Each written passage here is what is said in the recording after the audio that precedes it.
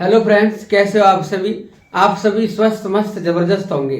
मेरे प्यारे दोस्तों, हमने पहली क्लास में जो देखा है उसमें अगस्त प्रस्ताव, क्रिप्स प्रस्ताव, उसके साथ साथ हमने कैबिनेट मिशन, एटली की घोषणा, भारत यानी माउंटबेटन योजना हमने देखी है।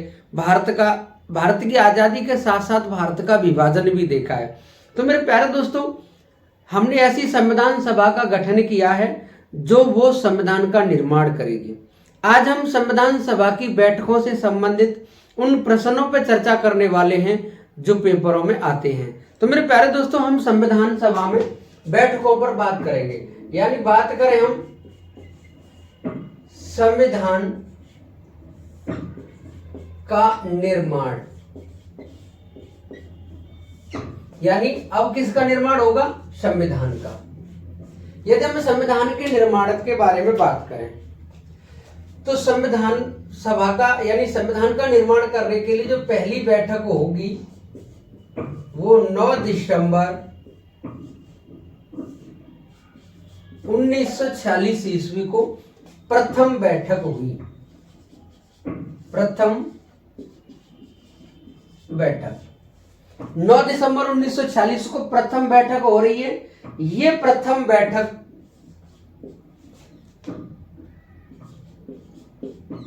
सेंट्रल हॉल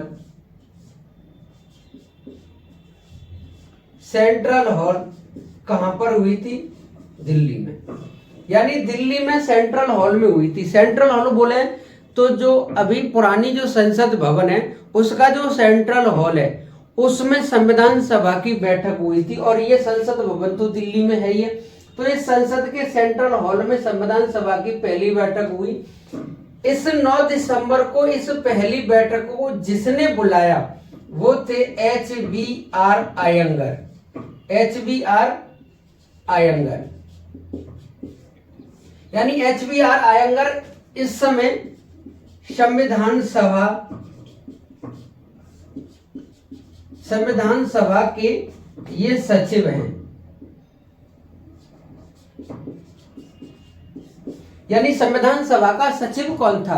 तो संविधान सभा के जो सचिव थे वो HBR अयंगर थे।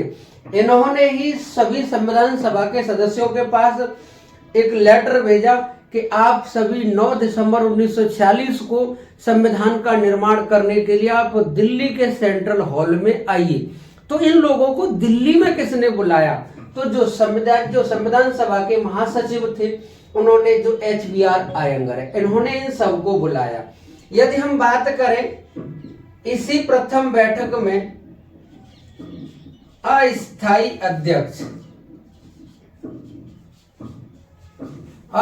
अध्यक्ष अगर किसे चुना गया है तो वो कौन है? डॉक्टर सच्चिदानंद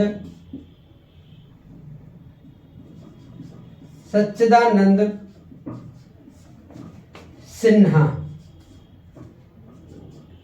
यानी डॉक्टर सच्चिदानंद सिन्हा को इसका प्रथम बैठक का अस्थायी अध्यक्ष बनाया।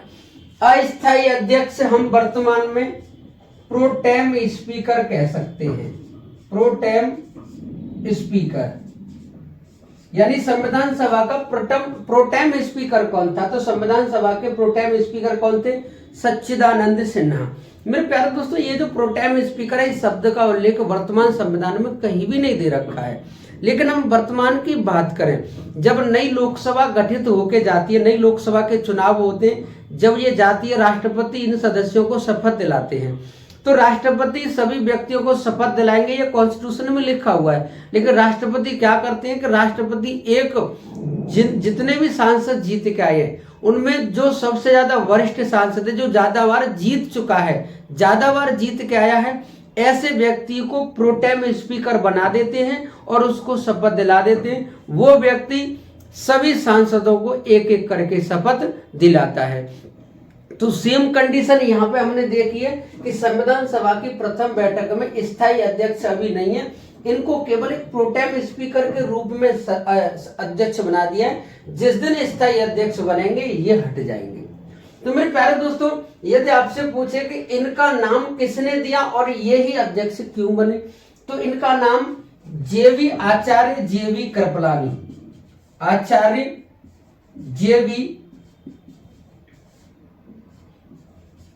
कृपलानी ने नाम दिया इनका।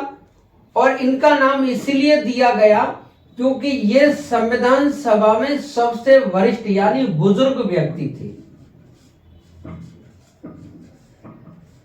यानी संविधान सभा में सबसे बुजुर्ग व्यक्ति कौन है? तो डॉक्टर सच्चिदानंद सिन्हा। संविधान सभा के 389 सदस्यों में से अगर सबसे ज्यादा बुजुर्ग व्यक्ति उस समय था तो वो कौन थे? डॉक्टर सच्चिदानंद सिन्हा। उस बुजुर्ग का ख्याल रखने के लिए सबसे ज्यादा वरिष्ठ व्यक्ति को ही न्याय यहाँ पे अस्थायी अध्यक्ष बना दिया। और ये जो सबसे वरिष्ठ वाली जो अध्यक्ष बनाने की जो प्रक्रिया है ये हमने फ्रांस से सीखी है। फ्रांस ने भी जब संविधान का निर्माण किया था तो फ्रांस की संविधान सभा ने the national assembly of France यानी जो फ्रांस की जो संविधान सभा थी उसमें भी सबसे वरिष्ठ व्यक्ति को अस्थायी अध्यक्ष बनाया था वहां पर। तो हमने भी फ्रांस के ही तर्ज पर डॉक्टर सच्चिदानंद सिन्हा को अस्थायी अध्यक्ष यहां बनाया है। और इसी पहली बैठक में अस्थायी मनोनीत उपाध्यक्ष यानी अस्थायी मनोनीत उपाध्यक्ष अगर कोई है तो वो इसमें कौन है? Frank Anthony.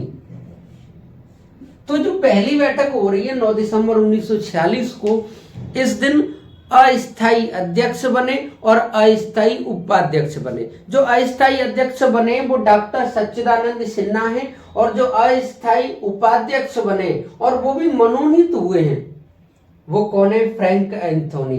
ये पूरी की पूरी संविधान सभा में एकमात्र आंग्ल भारतीय है।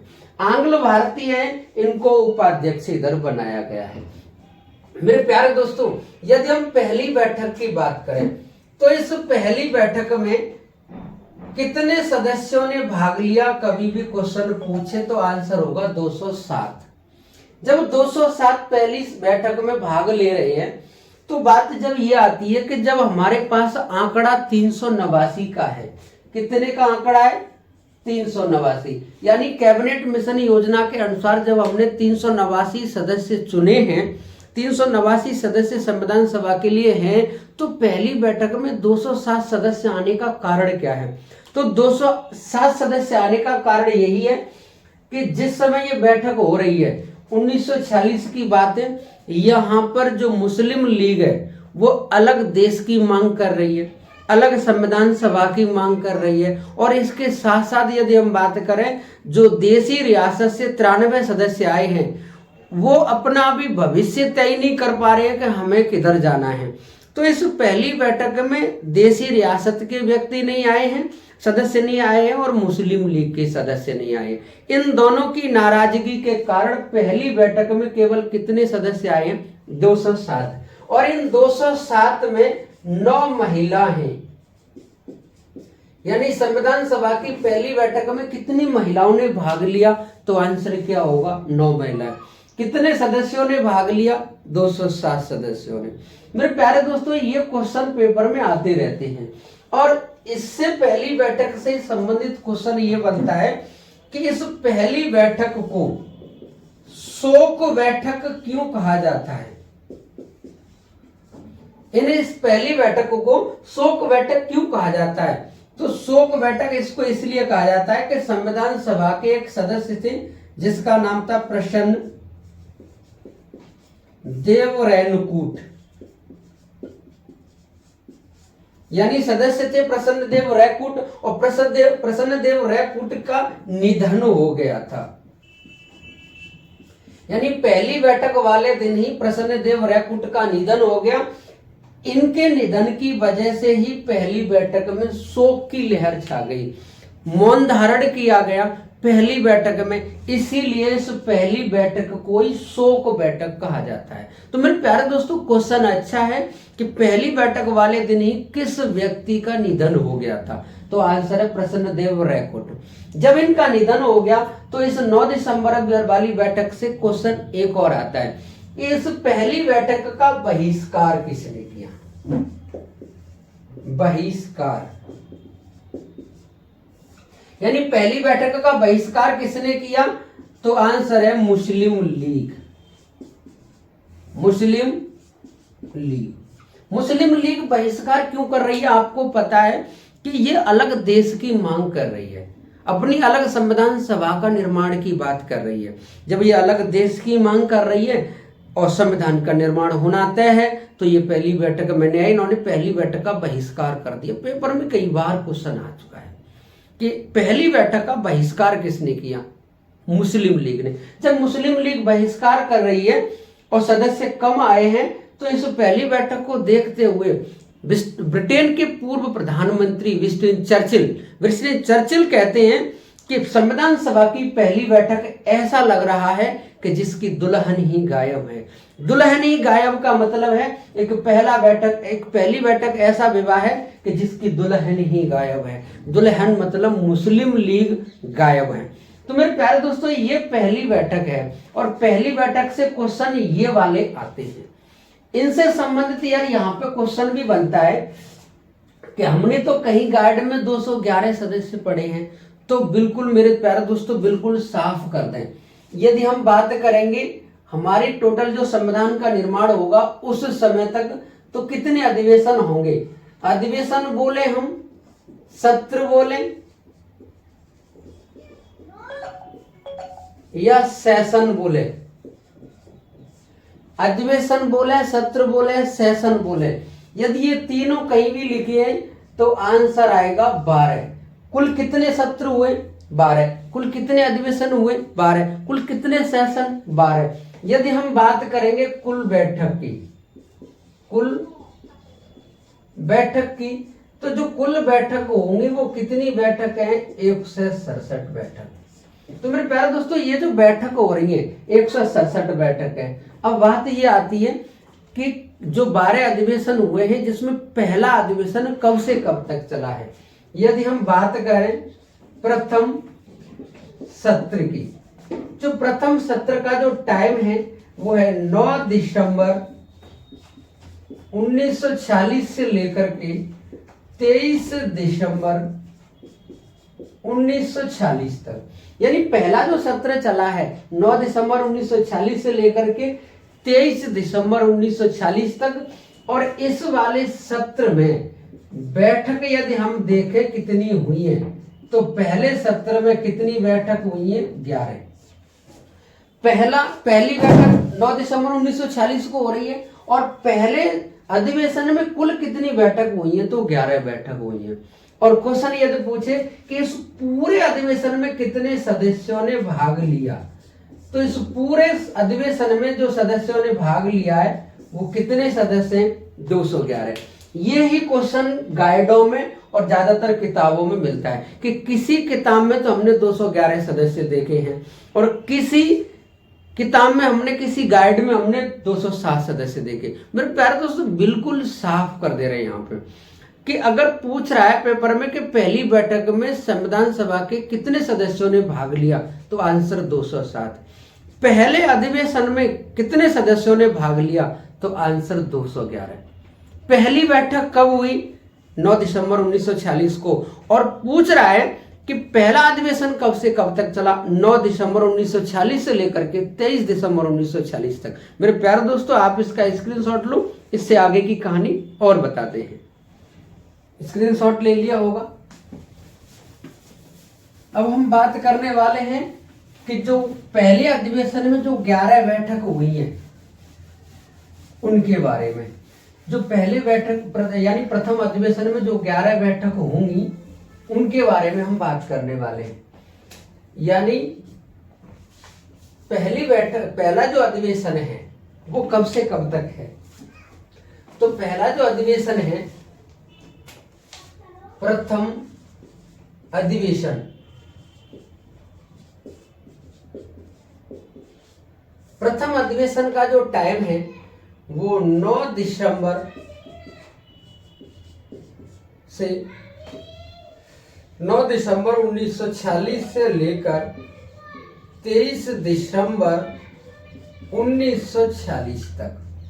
अब इसमें जो बैठक हमने देखी है, कितनी बैठक है? कितनी बैठक है? 11। अब 11 हम बैठक देखेंगे। पहली बैठक 9 दिसंबर को, दूसरी 10 को, तीसरी 12 को और चौथी 11, 12, 13 के बाद में यदि हम यहाँ देखेंगे 16, 17, 18, 19 और इसके बाद में यदि हम देखेंगे तो 21 और 23, यानी 9 दिसंबर, 10 दिसंबर, 11 दिसंबर, 12 दिसंबर, 13 दिसंबर, 16 दिसंबर, 17, 18, 19, 21 और 23, 1, 2, 3, 4, 5, 6, 7, 8, 9, 10, 11, यानी ये जो टोटल बैठक है ये पहले अधिवेशन में हुई है। आप ये बिल्कुल साफ कर लीजिए। यानी पहली बैठक 9 दिसंबर को, दूसरी बैठक 10 दिसंबर को, तीसरी बैठक 11 दिसंबर को, चौथी बैठक 12 दिसंबर को और पांचवी 13 दिसंबर को। ज्यादातर आपने पढ़ा है गाइडों में, किताबों में पहली बैठक पढ़ी है, उसके बाद में सीधी 11 दिसंबर वाली डेट पढ़ी है, उसके बाद में सीधी 13 दिसंबर वाली डेट पढ़ी है, लेकिन आपने 10 और 12 वाली डेट अभी नहीं पढ़ी है। तो 10 और 12 वाली भी डेट हमें पढ़ानी है और पेपर में क्वेश्चन सीधा आएगा। आप सोच रहे होंगे कि गुरुजी, सर जी हमने तो केवल ये तीसरी बैठक पढ़ी है 13 दिसंबर वाली, क्योंकि 9 दिसंबर में अस्थायी अध्यक्ष पहली बैठक और 11 दिसंबर में स्थायी अध्यक्ष डॉक्टर राजेंद्र प्रसाद और 13 दिसंबर वाली हमने उद्देश्य का प्रस्ताव पढ़ा है। सीधा हमने इतना ही पढ़ा है, आगे नहीं पढ़ा। आज के बाद में बिल्कुल डाउट क्लियर, सारी चीजें क्लियर करने वाले हैं। तो हम बात करने वाले हैं दूसरी बैठक के बारे में। यानी ये जो दूसरी बैठक है, हमने 9 दिसंबर वाली बैठक देख ली है, जिसमें हम बात करने वाले हैं दूसरी बैठक की। तो दूसरी बैठक कब हुई? 10 दिसंबर 1946 को। और इस वाली बैठक में, दूसरी बैठक में क्या होगा कि संविधान सभा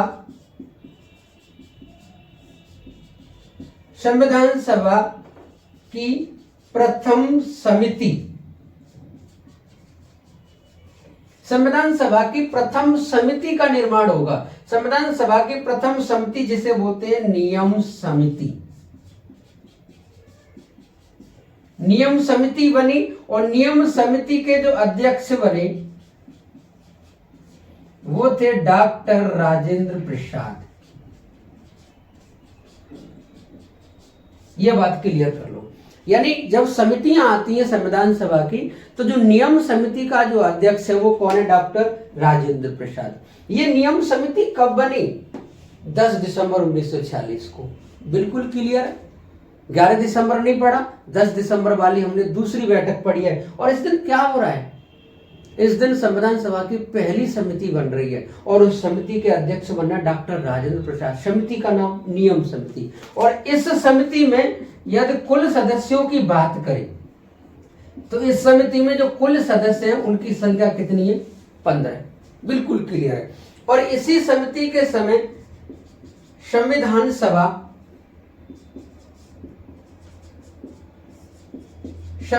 सभा के स्थायी अध्यक्ष के निर्वाचन पर विचार विमर्श किया गया। विचार विमर्श किया, यानी इसी 10 दिसंबर वाली डेट को विचार विमर्श किया कि स्थायी अध्यक्ष कौन होगा। और स्थायी अध्यक्ष 11 दिसंबर वाली जो तीसरी बैठक है उस दिन बन जाएंगे डॉक्टर राजेंद्र प्रसाद। तो जो दूसरी बैठक हो रही है उसमें हमने 2 काम देखे। इस दिन ये फिक्स हो गया विचार विमर्श, यानी विचार किया जा रहा है कि स्थायी अध्यक्ष कौन, किसको बनाएंगे? निर्वाचन करेंगे हम, निर्वाचन करेंगे, निर्वाचन होगा। यहाँ पे मनोनीत ये नहीं होगा, यहाँ पे निर्वाचन होगा। इस पर विचार विमर्श किया गया है। और यहाँ पे संविधान सभा की पहली समिति बन रही है, नियम समिति, जिसके अध्यक्ष डॉक्टर राजेंद्र प्रसाद और सदस्य इसमें कुल 15 है। तो ये दूसरी बैठक है। यदि हम बात करेंगे 11 दिसंबर वाली डेट, यानी तीसरी बैठक की, अब हम बात करने वाले हैं तीसरी बैठक की।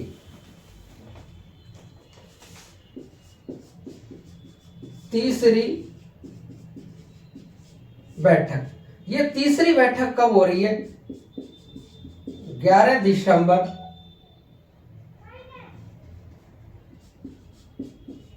1946 को। जब ये तीसरी बैठक 11 दिसंबर 1946 को हो रही है, तो इस वाली बैठक में स्थायी अध्यक्ष बने डॉक्टर राजेंद्र प्रसाद।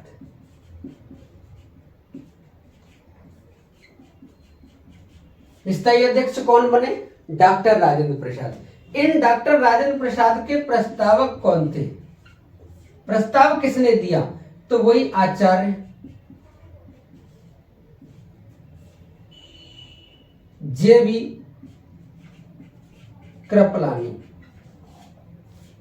और अनुमोदक किसने किया इनके लिए? अनुमोदन किसने किया? अनुमोदक कौन थे? तो अनुमोदक थे सरदार वल्लभ भाई पटेल। ये इसके अनुमोदक थे। पेपर में आ चुका है क्वेश्चन कि जब डॉक्टर राजेंद्र प्रसाद का निर्वाचन हुआ, मेरे प्यारे दोस्तों बिल्कुल क्लियर कर दे रहे हैं यहाँ पे, यहाँ जो डॉक्टर सच्चिदानंद सिन्हा जो संविधान सभा के अस्थायी अध्यक्ष हैं, इन्होंने कायदा पर्चा निकाला था, लेकिन पर्चा केवल एक ही पहुंचा था, डॉक्टर राजेंद्र प्रसाद का। इसीलिए संविधान सभा के स्थायी अध्यक्ष तो ये चुने गए, निर्वाचित हुए, लेकिन निर्विरोध हुए। इनका किसी ने विरोध भी नहीं किया। तो यहाँ निर्वाचन हो रहा है, चुनाव हो रहा है, और ये पूछे आपसे क्वेश्चन कि इनका निर्वाचन किसने किया, कौन बनाते हैं, किसने पर्चा निकाला था इनका? संविधान सभा के अस्थायी अध्यक्ष डॉक्टर सच्चिदानंद सिन्हा। उनके पास केवल एक ही पर्चा पहुंचा था, वो भी किसका? डॉक्टर राजेंद्र प्रसाद का। तो इनका निर्वाचन हुआ है, इनका निर्वाचन हुआ है, और निर्वाचन के साथ साथ ये निर्विरोध भी चुने गए हैं, निर्विरोध। तो ये बात बिल्कुल क्लियर है। इसी दिन तीसरी बैठक में 11 दिसंबर को स्थायी अध्यक्ष डॉक्टर राजेंद्र प्रसाद बने, और इसी बैठक में तीसरी में यहां जो बी.एन. राव हैं, बी.एन. राव, इनको संविधान सभा का संवैधानिक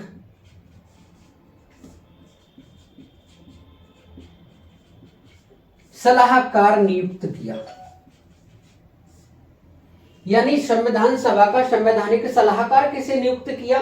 वी.एन. राव। अगर हम वी.एन. राव के बारे में बात करें तो ये वी.एन. राव, इनका पूरा नाम है बेनेगल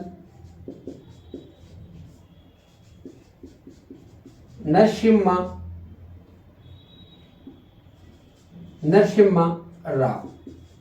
एक तो इनका पूरा नाम पेपर में पूछा जाता है। दूसरा क्वेश्चन ये है कि ये जम्मू कश्मीर के पूर्व प्रधानमंत्री थे, प्रधानमंत्री। इनका अगला क्वेश्चन ये बनता है कि ये इनका पूरा नाम है, ये जम्मू कश्मीर के प्रधानमंत्री रह चुके हैं, और तीसरा ये भारत और बर्मा के संविधान के प्रारूप, यानी इन्होंने भारत और संविधान के, यानी भारत और बर्मा के संविधान का प्रारूप तैयार किया, का प्रारूप तैयार किया। और अगला क्वेश्चन ये है कि ये अंतरराष्ट्रीय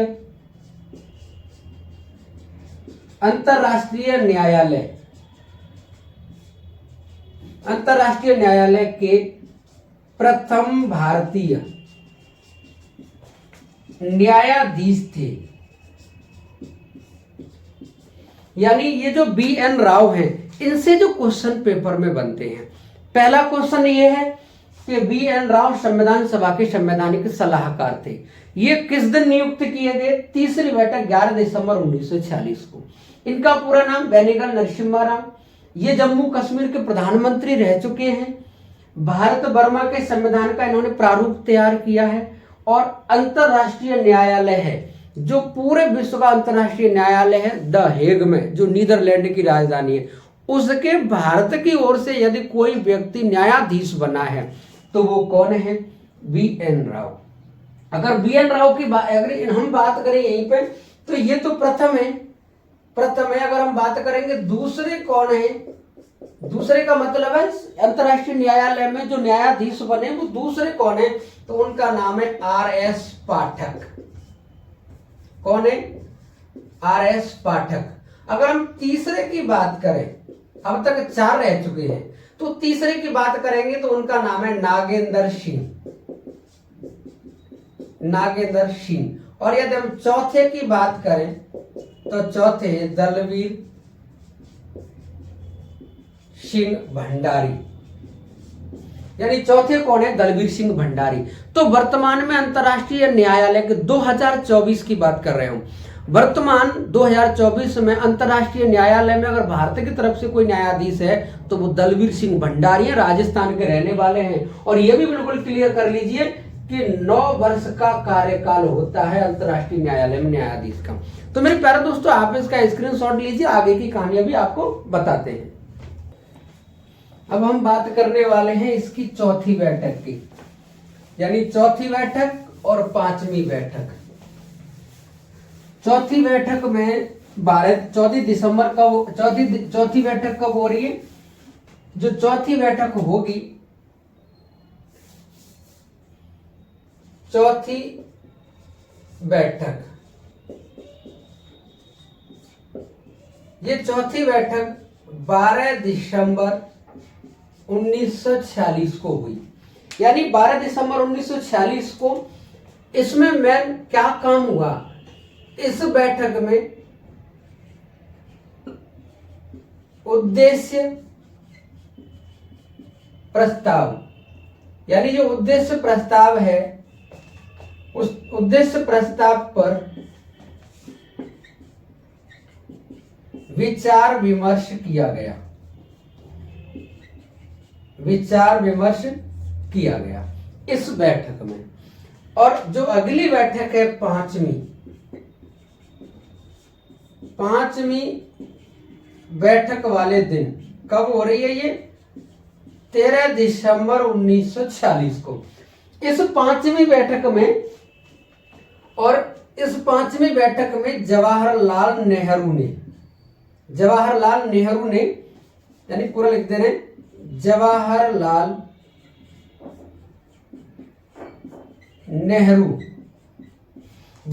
नेहरू ने उद्देश्य प्रस्ताव संविधान सभा में रखा, में पेश किया।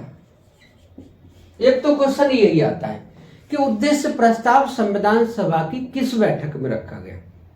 तो बैठक में जिसमें रखा जा रहा है, बैठक पूछ रहा है, वो तारीख नहीं पूछ रहा है, बैठक पूछ रहा है कौन सी है? 5वीं।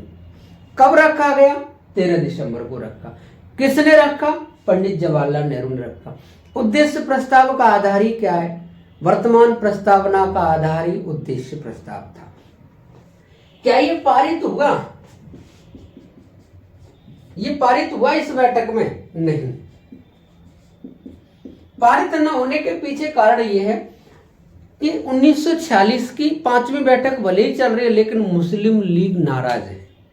जब मुस्लिम लीग नाराज है, देशी रियासत वाले अभी आए नहीं है, तो इसको पारित करने से मना कर दिया M.R. जयकर और डॉक्टर भीमराव अंबेडकर ने।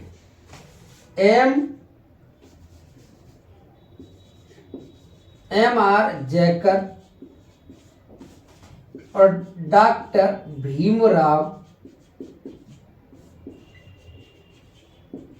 अंबेडकर, इन्होंने इस बात के लिए, इसको पारित करने के लिए मना कर दिया कि ये जो मुस्लिम लीग है, मुस्लिम लीग अभी आई नहीं है, देशी रियासत वाले अभी सदस्य आए नहीं है, और हम उद्देश्य प्रस्ताव को रख दें। उद्देश्य प्रस्ताव का ही मतलब है वर्तमान संविधान का जो हम निर्माण करने जा रहे हैं, यानी जिस संविधान का हम निर्माण करने जा रहे हैं उसका उद्देश्य क्या होगा, कहाँ लागू होगा, किस पर लागू होगा, इसका उद्देश्य प्रस्ताव में कि संविधान का उद्देश्य क्या है। तो जब तक मुस्लिम लीग नहीं आ जाती तब तक तो इसको रखना ठीक नहीं है। तो ये इस 13 दिसंबर वाली बैठक में रखा तो गया, लेकिन पारित नहीं हुआ। इसके बाद में 22 जनवरी 1947 को, यानी 22 जनवरी 1947 को ये उद्देश्य प्रस्ताव पारित हो गया। यानी आपसे कभी भी पूछे कि उद्देश्य प्रस्ताव पारित कब हुआ, तो उद्देश्य प्रस्ताव पारित कब हुआ? 22 जनवरी 1947 को। और जब ये इस दिन पारित हुआ तो क्वेश्चन बनता है कि 13 दिसंबर 1946 से लेकर 22 जनवरी 1947 को इसको पारित होने में कितना समय लगा। तो इसको पारित होने में यदि कभी भी पूछ ले तो कितना समय लगा है?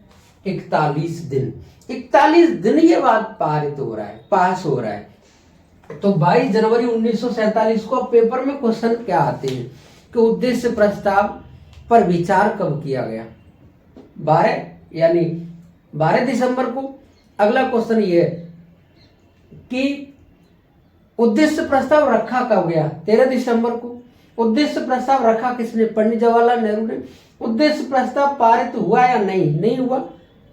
मना किसने कर दिया? एम.आर. जयकर और डॉक्टर भीमराव अंबेडकर साहब ने। जब इन्होंने इसको मना किया पारित करने से तो आजादी के यानी 22 जनवरी 1947 को 22 जनवरी 1947 को पारित किया। ये पारित हुआ इसी दिन। अगला क्वेश्चन ये बनता है कि इसको पारित होने में कितना समय लगा? 41 दिन का टाइम लग गया है। और क्वेश्चन ये बनता है कि उद्देश्य प्रस्ताव का अर्थ क्या है? तो मेरे प्यारे दोस्तों साफ बता दें, वर्तमान की प्रस्तावना का आधार ही उद्देश्य प्रस्ताव था। यानी जिस हम संविधान का निर्माण करने जा रहे हैं इसका उद्देश्य क्या है।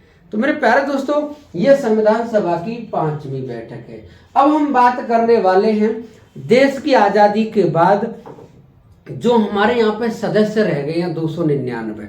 जो 299 सदस्य रह गए हैं, जब देश आजाद होगा, आजाद के साथ साथ देश का विभाजन भी होगा, तो संविधान सभा की सीटें उन प्रमुख व्यक्तियों की भारत में रहेंगी या कुछ विभाजन के बाद में दूसरे देश में चली जाएंगी। तो हम बात करने वाले हैं संविधान सभा की उस प्रारूप समिति के बारे में जो निर्माण होने वाला है। तो मेरे प्यारे दोस्तों आप इसका स्क्रीनशॉट ले लीजिए।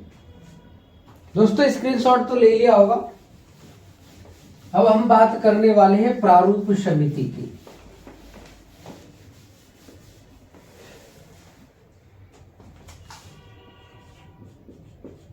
प्रारूप समिति यानी प्रारूप समिति की यदि हम बात करें तो इसका गठन 29 अगस्त 1947 को हुआ। पहली बात बिल्कुल साफ कि प्रारूप समिति का गठन कब हुआ? 29 अगस्त 1947 को। अगर हम बात करेंगे अध्यक्ष की तो अध्यक्ष 30 अगस्त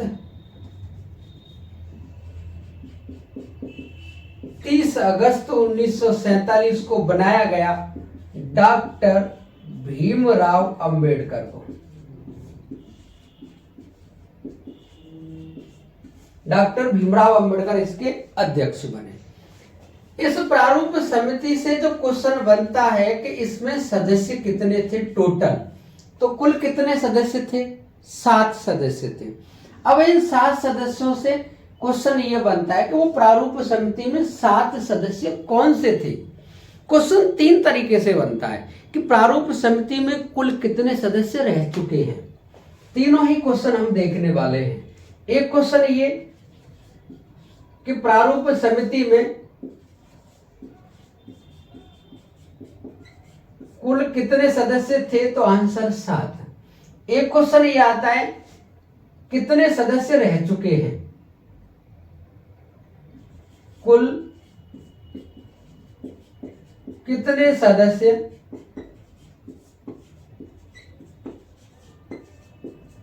रह चुके हैं। तो कुल कितने सदस्य रह चुके हैं? 9। रह चुके हैं का मतलब है 7 सदस्य तो वो थे ही, लेकिन 2 की जगह पर दूसरे आए, तो इसका मतलब है रह चुके तो है ना 9 सदस्य। तो कितने सदस्य रह चुके हैं? 9 सदस्य। और एक क्वेश्चन ऐसा आता है कि डॉक्टर भीमराव अंबेडकर के बाद अन्य कितने सदस्य थे। यानी डॉक्टर भीमराव अंबेडकर के अलावा कितने सदस्य थे, तो आंसर क्या आएगा 6। ये तीनों ही क्वेश्चन बिल्कुल अलग बनते हैं। यानी प्रारूप समिति में कुल कितने सदस्य थे 7। प्रारूप समिति में कुल कितने सदस्य रह चुके हैं 9। और अगला क्वेश्चन है डॉक्टर भीमराव अंबेडकर के अलावा इस प्रारूप समिति में कितने सदस्य थे, तो आंसर क्या आएगा 6। ये तीनों ही क्वेश्चन आ चुके हैं। अब हम बात करने वाले इन 7 सदस्यों की। तो इन 7 सदस्यों में हम सबसे पहले बात करेंगे बाबा साहेब डॉक्टर भीमराव अंबेडकर। भीमराव अंबेडकर ये प्रारूप समिति के अध्यक्ष हैं। दूसरे नंबर पे बात करेंगे मोहम्मद सादुल्लाह। मोहम्मद सादुल्लाह ये मुस्लिम हैं। नंबर तीसरे पे बात करेंगे के.एम. मुंशी, कन्हैयालाल मणिकलाल मुंशी, ये एक मूल कांग्रेसी हैं। ये क्वेश्चन आया है पेपर में कि प्रारूप समिति में एकमात्र मुस्लिम यानी एकमात्र कांग्रेसी सदस्य कौन सा। हालांकि ये सभी ज्यादातर कांग्रेस के झंडे तले जीत के आए, लेकिन जो वाकई में जो मूल कांग्रेसी था तो वो कौन था, के.एम. मुंशी। अगर हम नंबर 4 पे बात करेंगे तो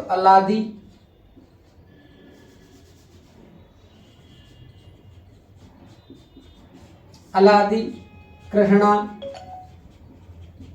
मचारी अय्यर। नंबर 5 की बात करने वाले हैं तो नंबर 5 पे थे आपके एन गोपाला स्वामी अयंगर। ये इसके 5वें सदस्य हैं। यदि हम छठे सदस्य की बात करें तो जो छठवें सदस्य थे वो थे एन माधवराव।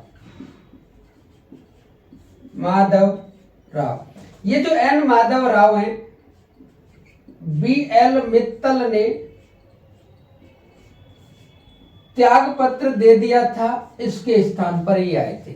और नंबर 7 पे टी.टी.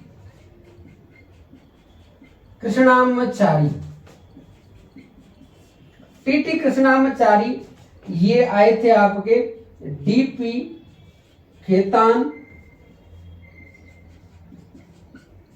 खेतान के निधन की वजह से।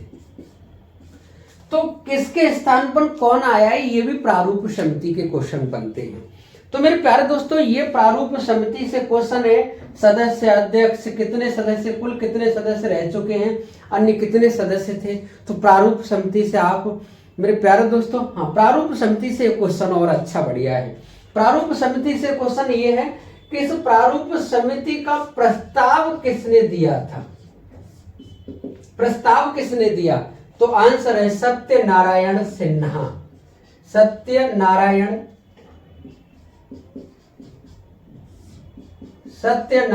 सिन्हा।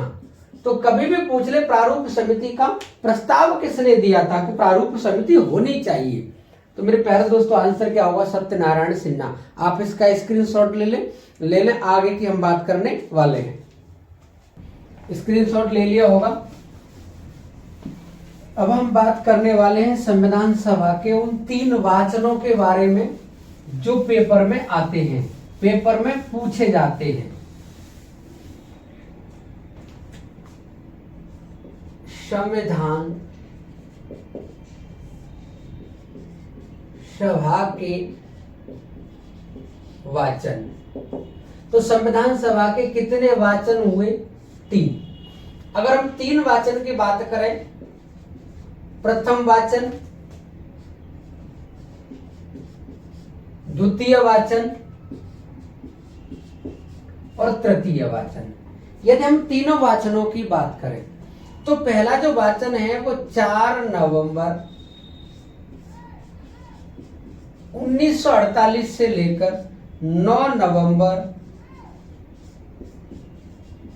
1948 तक चला। ये प्रथम वाचन है। यदि हम बात करेंगे द्वितीय वाचन की, तो ये 15 नवंबर 1948 से लेकर 17 अक्टूबर 1949 तक चला। तो ये जो दूसरा वाचन है, ये सबसे बड़ा वाचन है, सबसे बड़ा वाचन। कभी भी पूछे कि सबसे बड़ा वाचन कौन था संविधान सभा का, तो 15 नवंबर 1948 से लेकर के 17 अक्टूबर 1949 ये दूसरा वाचन है। यदि हम तीसरे वाचन की बात करें तो ये 14 नवंबर 1949 से लेकर लास्ट जो संविधान बन करके तैयार हो रहा है उस दिन तक 26 नवंबर 1949 तक। तो तीसरा वाचन ये है, पहला वाचन ये है और दूसरा वाचन ये है। ये संविधान सभा के 3 वाचन हैं। अब हम बात करने वाले हैं संविधान सभा का निर्माण को लेकर के। जो संविधान सभा का निर्माण हुआ है, यानी संविधान का निर्माण हो रहा है, 26 नवंबर वाली डेट की बात करने वाले हैं।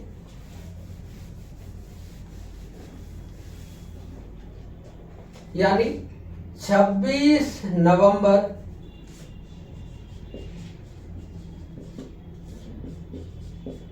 1949 को। ये वाली जो डेट है ये फेमस है, इसलिए इस दिन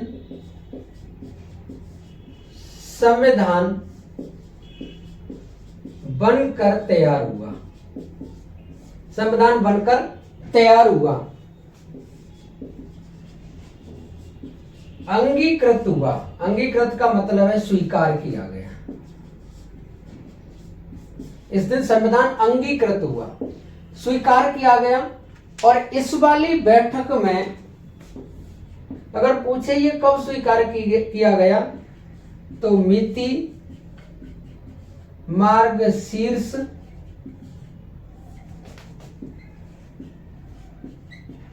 शुक्ल सप्तमी, यानी मिति मार्गशीर्ष शुक्ल सप्तमी संवत 2006 विक्रमी। यानी संवत पूछ ले कि कौन सा संवत था जब ये संविधान बन करके तैयार हुआ, तो 2006 संवत था। मिति मार्गशीर्ष था, शुक्ल सप्तमी थी और संवत 2006 विक्रमी था। ये क्वेश्चन आता है। और इसी दिन संविधान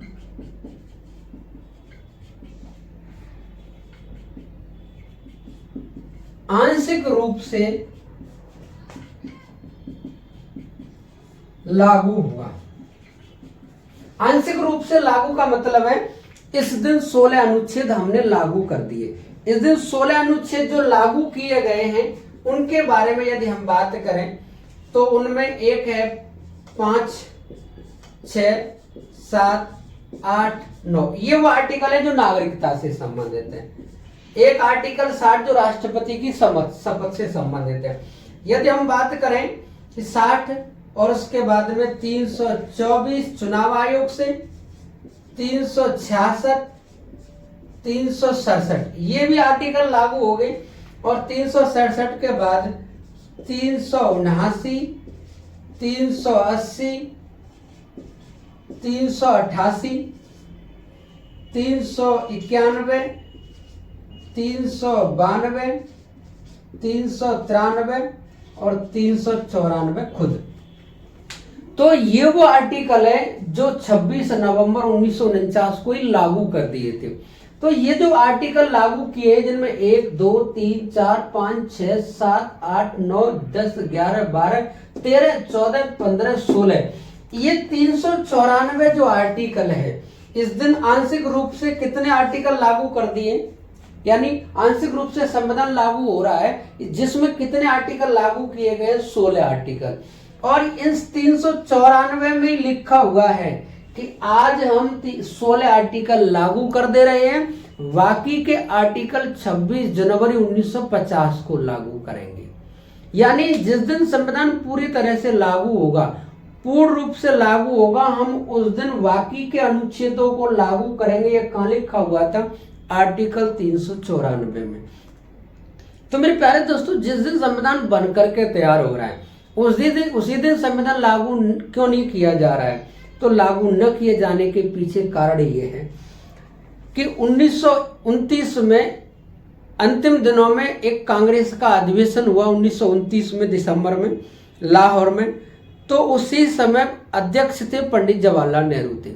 तो पंडित जवाहरलाल नेहरू ने 1929 में ये घोषणा कर दी कि आने वाले समय में हम 26 जनवरी को, अगले वर्ष से हम 26 जनवरी को हम स्वतंत्रता दिवस मनाना शुरू कर देंगे। तो इन्होंने 26 जनवरी 1930 को पहला स्वतंत्रता दिवस मनाया और तभी से हर वर्ष स्वतंत्रता दिवस 26 जनवरी को मनाते आ रहे। लेकिन जो हमारा भारत है वो आज़ाद हुआ 15 अगस्त 1947 को। अब एक देश दो स्वतंत्रता दिवस तो मना नहीं सकता, क्योंकि वो तो केवल अस्थायी स्वतंत्रता दिवस था। हमारा वाकई में स्वतंत्र तो देश आज़ाद 15 अगस्त को हुआ है। तो ये दिक्कत सामने आ गई। लेकिन हमारा संविधान बनकर के भी तैयार कब हो गया? 26 नवंबर को। तो उस 26 जनवरी की तिथि को ऐतिहासिक मनाने के लिए उस दिन हमने संविधान को लागू करने का निर्णय लिया। तो ये जो समय लग रहा है, लगेगा संविधान को लागू होने में, ये उस 26 जनवरी की तिथि को ऐतिहासिक मनाने के लिए। इस दिन 26 नवंबर को संविधान बनकर के तैयार हुआ। संविधान बनकर के तैयार हुआ, इसी दिन आंशिक रूप से लागू भी हुआ, 16 आर्टिकल लागू हुए। और यही पूछता है कि संविधान बनने में कितना समय लगा? 2 वर्ष 11 माह 18 दिन, यानी कितना समय लगा है संविधान बनने में? संविधान बनने में लगा समय 2 वर्ष 11 माह 18 दिन। और इसी बैठक तक जो खर्चा आया है, खर्चा कितना आया है, पैसा कितना खर्च हुआ है इस यहाँ 26 नवंबर तक? तो 63,96,729 रुपए, इतने रुपए खर्च हुए हैं। लगभग में पेपर में क्वेश्चन आता है कि कितने पैसे खर्च हुए संविधान बनाने में? तो 64 लाख। जो वाकई में खर्च हुए 63,96,729। तो ये संविधान इस दिन बन करके तैयार हुआ। और इसी दिन हमने विधि दिवस को, यानी विधि दिवस मनाने का निर्णय लिया। विधि दिवस, तो विधि दिवस कब मनाया जाता है? 26 नवंबर 1949। इस वाली डेट को हम अब क्या मनाएंगे? 26 नवंबर को हम विधि दिवस मनाएंगे। लेकिन जो विधि दिवस वाली डेट जो इन्होंने रखी है, क्योंकि हमें ये भी तिथि ऐतिहासिक बनानी है, तो जिस दिन संविधान बनकर के तैयार हुआ उसी दिन हमने विधि दिवस मनाने का निर्णय लिया। लेकिन मेरे प्यारे दोस्तों, डॉक्टर भीमराव अंबेडकर की 125वीं जयंती वाले दिन जो हम जयंती मना रहे थे, यानी 125वीं 2015 में, उसी दिन निर्णय लिया गया कि अब इसको हम विधि दिवस न मना करके हम अब संविधान दिवस मनाएंगे। संविधान दिवस, तो ये जो संविधान दिवस है कब मनाया जाता है? 26 नवंबर को। प्रतिवर्ष 26 नवंबर को मनाया जाता है। ये कब से तय किया गया है? 2015 से। उस दिन से क्यों? क्योंकि उस दिन 125वीं जयंती थी बाबा साहेब डॉक्टर भीमराव अंबेडकर।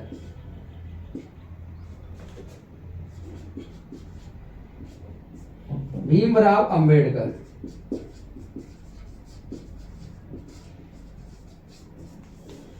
इस वजह से अब इसको संविधान दिवस मनाते हैं। तो मेरे प्यारे दोस्तों, ये रहा आपके सामने संविधान का निर्माण। तो मेरे प्यारे दोस्तों, इसकी जो अंतिम बैठक है 24 जनवरी को, उसको हम अगली क्लास में कराएंगे। क्लास कैसी लगी? क्लास अच्छी लगी हो तो वीडियो को लाइक करें, चैनल को सब्सक्राइब करें और अपने दोस्तों में क्लास शेयर करें। जय हिंद, जय भारत मेरे प्यारे दोस्तों।